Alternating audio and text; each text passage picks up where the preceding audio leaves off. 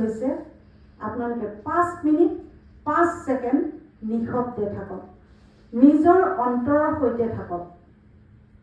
এয়া হয়তো অলপ অস্বস্তিকৰ হ'ব পাৰে, কাৰণ আমাৰ মনটো দৌৰি থাকে, এইটো স্বাভাৱিক।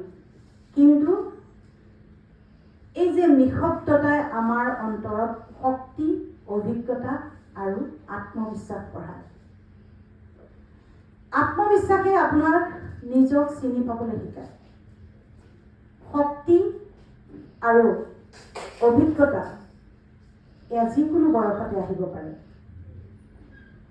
এইবোৰে আমাৰ স্পষ্টবাদিতা, ধৈৰ্যশীল আৰু আমাক আগবাঢ়ি যোৱাত সহায় কৰে। লগতে আপোনালোকক মই আৰু এটা ব্যায়াম শিকাম। মাত্ৰ 4 সেকেন্ড উশাহটো ল'ব লাগে, উশাহটো ধৰি ৰাখিব লাগে আৰু উশাহটো এৰি দিব লাগে। মাত্ৰ 4 সেকেন্ড উশাহটো দীঘলকৈ ল'ব।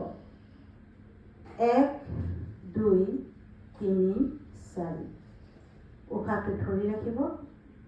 1 2 3 4 আকৌ উশাহটো এৰি দিব। 1 2 3 4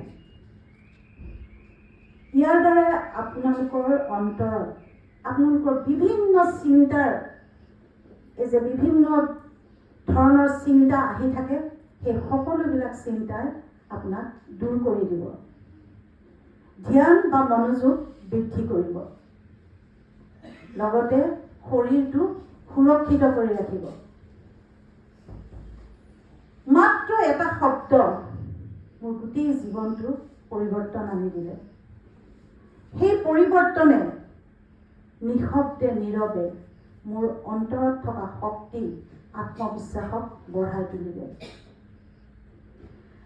আজি মই 63 বছৰ বয়সতো নতুন উদ্যমেৰে, নতুন সাহসেৰে, নতুন আৰম্ভণিৰে মই কাম কৰি গৈ আছোঁ। সেয়ে মই সকলোকে আহ্বান জনাওঁ যে আপোনালোকে নিজৰ বাবে মাত্ৰ 5 মিনিট 5 সেকেন্ড দিয়ক। নিশব্দে থাকক, নিজৰ লগত থাকক। যেতিয়া আপুনি নিজৰ অন্তৰৰ সৈতে সংযোগ স্থাপন কৰিব, তেতিয়া আপোনালোকৰ অন্তৰৰ শক্তি গভীৰৰ পৰা গভীৰতম হৈ যাব। আৰু তেতিয়াই আপোনালোকৰ